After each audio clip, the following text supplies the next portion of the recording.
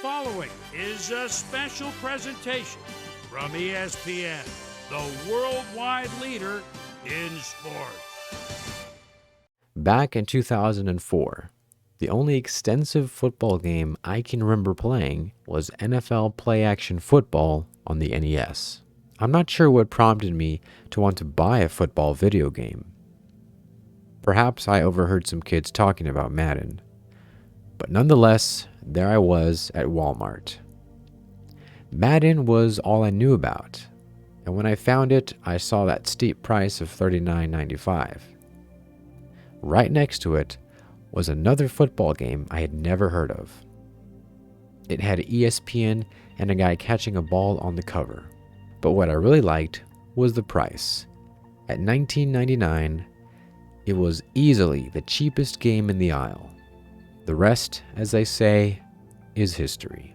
What I remember the most about NFL 2K5 wasn't the gameplay, although it was good. Rather, I remember the sights and sounds the most. The timeless tune of the menu music. For a long time, I thought that music was only from the game, but later learned it wasn't. In addition, the sound of Chris Boomer's voice before every matchup made me excited for the game ahead. The silly banter between Dan Stevens and Peter O'Keefe during the game brought some humor that is much needed in today's games. I remember listening to the few tracks of the menu music over and over while browsing the different menu screens of franchise mode. Chris Redmond was always a reliable and cheap backup quarterback to pick up in the first year.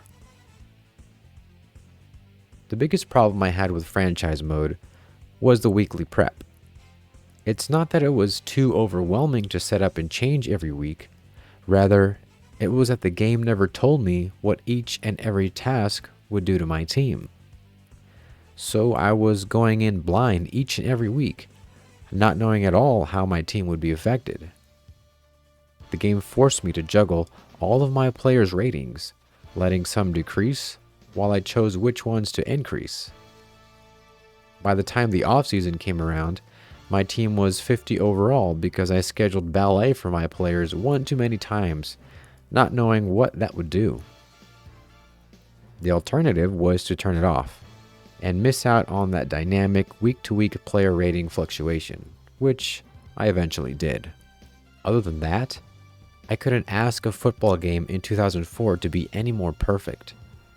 The famous halftime show that has yet to be reproduced, and the weekly highlights from other games in franchise mode bring back so many memories of being in front of my little Daewoo 12-inch TV, lost in this virtual football world.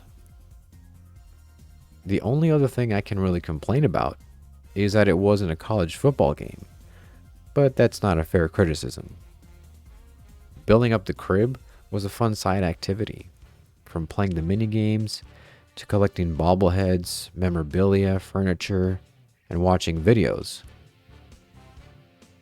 Getting occasional calls from celebrities I barely knew at the time and playing their funky teams was also a fun challenge. NFL 2K5 was loaded with content all centered around football and sports fandom. Some say that NFL 2K5 is the best football video game ever made. And I would have to agree with them, though I lean more to the college football aesthetic. Madden comes out year after year. Sometimes it's better, sometimes it's worse, but it's never quite good enough for this old 2K junkie. I'm starting to think that it doesn't really matter what Madden and games like it create. At this point, they are not so much competing with the gameplay, but rather the nostalgia of 2K5. And that is something that they can never overcome.